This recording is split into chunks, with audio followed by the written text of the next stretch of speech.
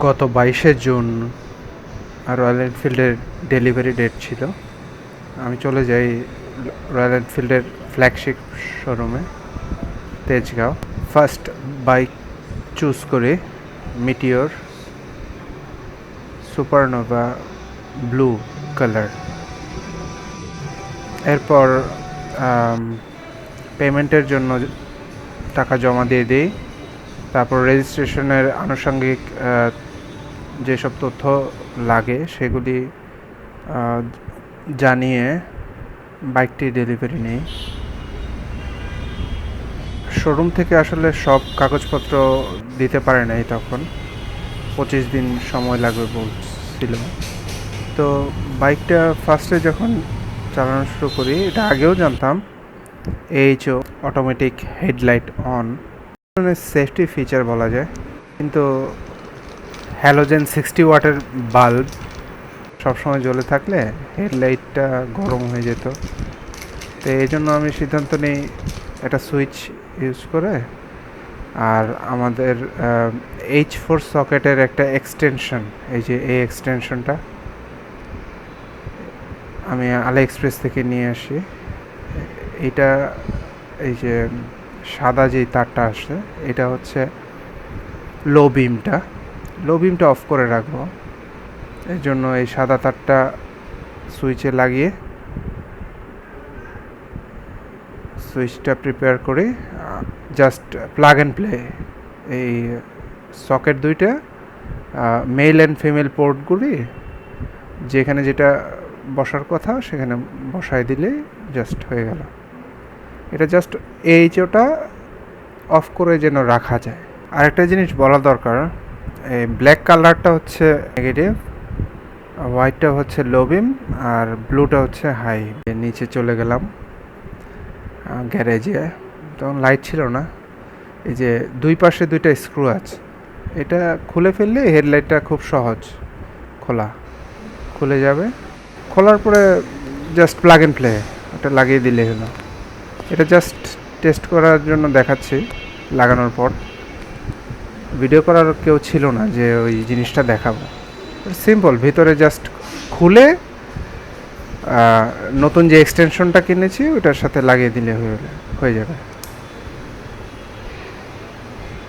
এই যে অন করলাম, স্টার্ট দিব। এখন কিন্তু এই সুইচটা অফ। হ্যাঁ, এখন যখন স্টার্ট দিব, স্টার্ট হলো। এই যে দেখেন হেডলাইটটা এখন অফ আছে। হ্যাঁ, যখন আমি অন করার দরকার পড়বে আমি জাস্ট এই সুইচটা অন করে দিলেই অন হয়ে গেল।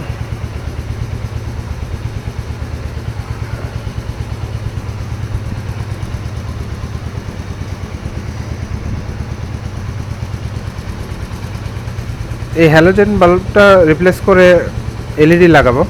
এই যে যখন দেখি এটা অফ করার পরে যখন আমি আপার বিম দিব সেটাও দেওয়া যাচ্ছে। হ্যাঁ, কোনো প্রবলেম নেই। শুধু অল টাইম যে জ্বলে থাকা লাইটটা অপ্রয়োজনে, এটা জাস্ট অফ করে রাখা, চাইলে অন করেও রাখা যাবে, সেটাই।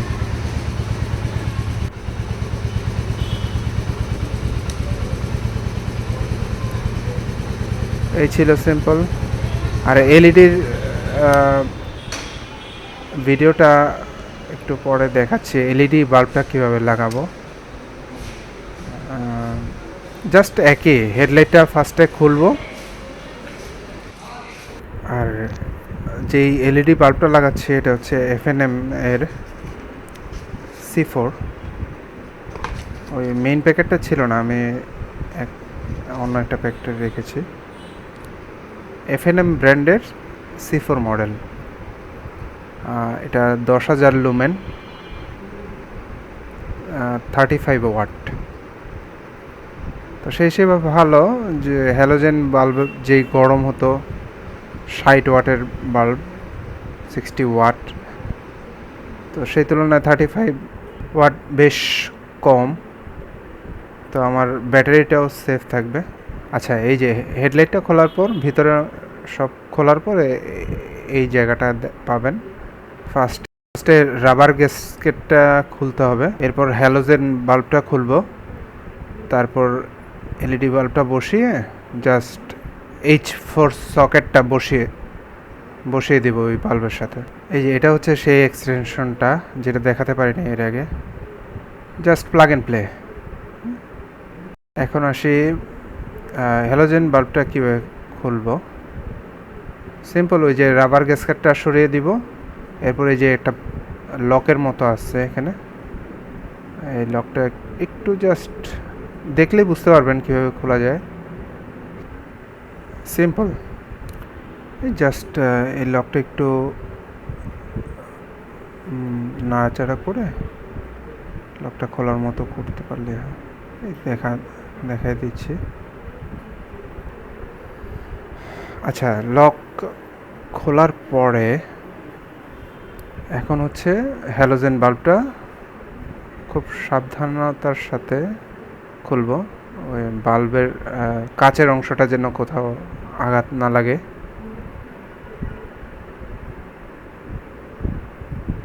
আর রয়্যাল এনফিল্ডের প্রত্যেকটা পার্টসে খুব সহজ, মানে এর মেনটেনেন্স নিজেই করার মতো আর কি। H4 সকেট খুব কমন একটা সকেট।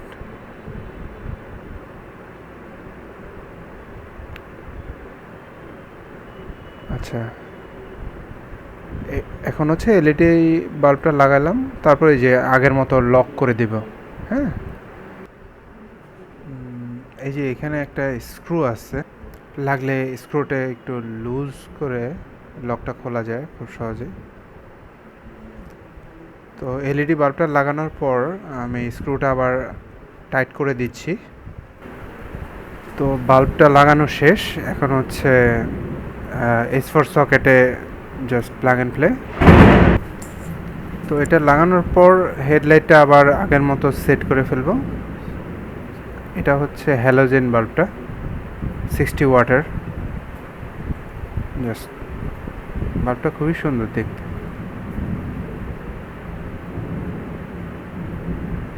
এটা আমি রেখে দেব।